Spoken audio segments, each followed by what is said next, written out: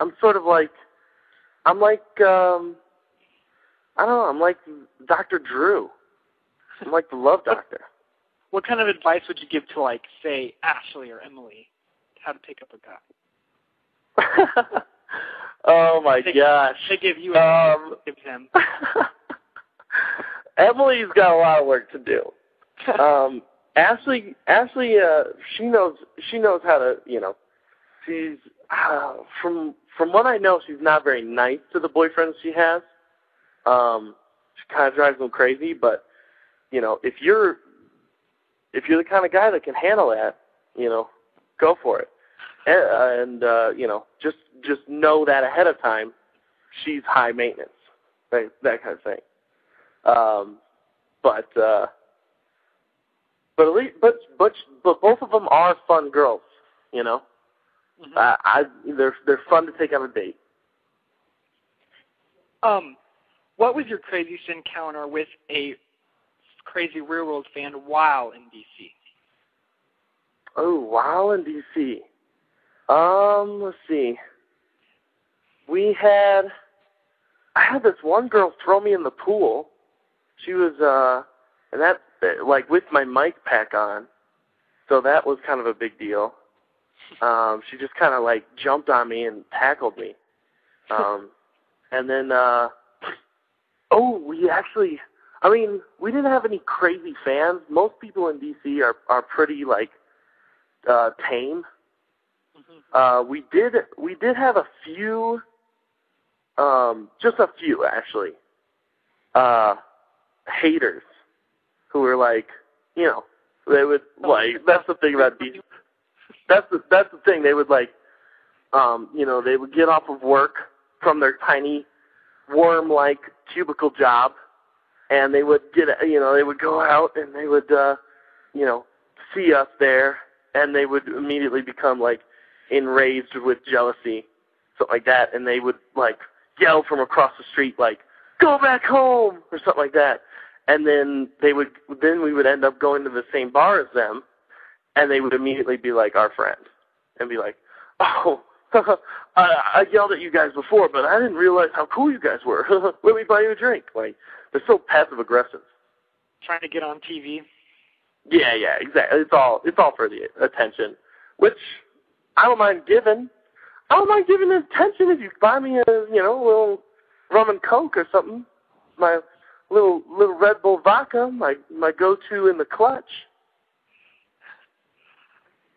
What is your craziest encounter since DC after the shows have started to air a little bit?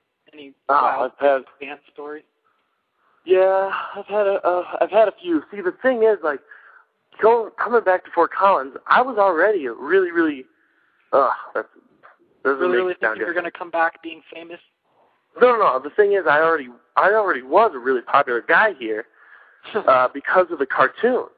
I could go into a party and be like, "I'm that Repeat Delete guy," and people would come up to me and just want to talk to me for hours. The same thing is now. It's the same. It's just now about the real world. I've had a couple of people. I've had one girl. She hid in the back of my car and waited for me there for a couple hours. But the police took care of that, so no big deal. Sounds pretty crazy to me. I don't think I could wait in somebody's car for a couple hours. She was harmless. Okay, I'm going to ask you some questions. I know you've been asked a ton of times, but have to ask them, and I bet you know what they are. Can you guess? Okay, we already tackled the virgin one. How about, where did I get the panda hat? Exactly. Oh, wow. Yeah, okay. This is important, okay? I want everybody to listen close, because I don't want to repeat myself anymore. The panda hat I've had since way before my dad has had those way before I was born. He bought them, like, on a ski trip in Vail. He was like, this is before, helmets for skiing, that kind of thing. And they do keep your head really warm. That's why I never wore the panda hat outside. It's really hot and humid in DC, and not panda weather, not panda's natural climate. So my dad bought all those animal hats, and there used to be a lot more, but we've lost a couple of them. And he sort of was, I think he was dating my mom at the time, and I think that's how he impressed her, just by being this goofy guy with animal hats. And, hey, if it got him laid, it'll get me laid. That's why I started wearing them. Do you think it turned girls on when you wore it? Weird girls, which are the ones I like. And another question I've been getting a lot is, do you really sleep with the teddy bear every night? Every night. Snowball is, I've had since, I think I was 5 or 6, something like that. I was a little kid, and I've always had Snowball.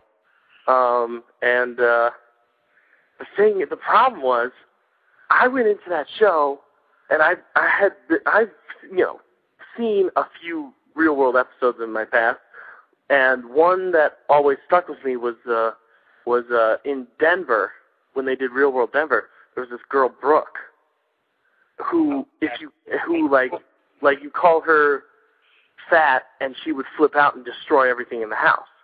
That's who I thought I was going to come into the house with. There was going to be a crazy Brooke type person. So I was going to try to keep Snowball like my secret as long as possible. But the girls were kind of all about my business. They were pretty obsessed with me for a while there, and they found out about Snowball pretty much that first night, which I was not actually happy about. So you do it every night? Yeah. Just to get this out of the way, will you say Snuggle Bear like you do on TV? Okay, here we go. Snuggle Bill. Snowball is my little Snuggle Bill. Did you like that? Oh yeah, that was pretty good. All right, now we're to talk about the girl that you took on many dates and you're thinking you're going to get hooked up with, but you never did. What's the deal with that? Oh yeah. Well, she was actually. I brought her home. I went to Rhino Bar and I brought her home. She's sort of a local legend, as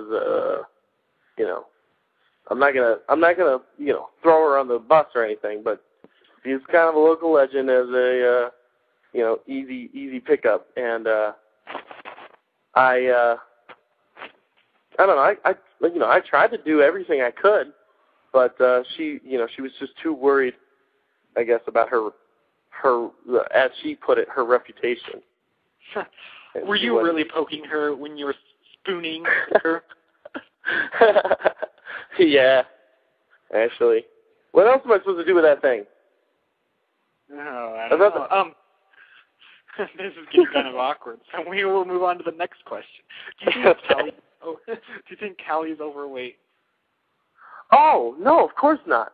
I mean, no, Callie is one of the most actually, Callie is the most healthy person in that house, by far. No one has, a healthier body. The thing is, she's got a really big head. That's the thing about Callie. She's got a big head, and, it just doesn't translate well. But other than that, I always showered Callie with praise. I was, for at least 2 weeks, I was pretty obsessed with Callie. And she knows it. She knows how to work it. So how long did you actually try pursuing Callie before you just said, "Oh, I'm not going to get anything. I'm just going to give up"? Probably a solid week, honestly. And then there was certain days I peppered it a little bit here and there, but it was only probably a week.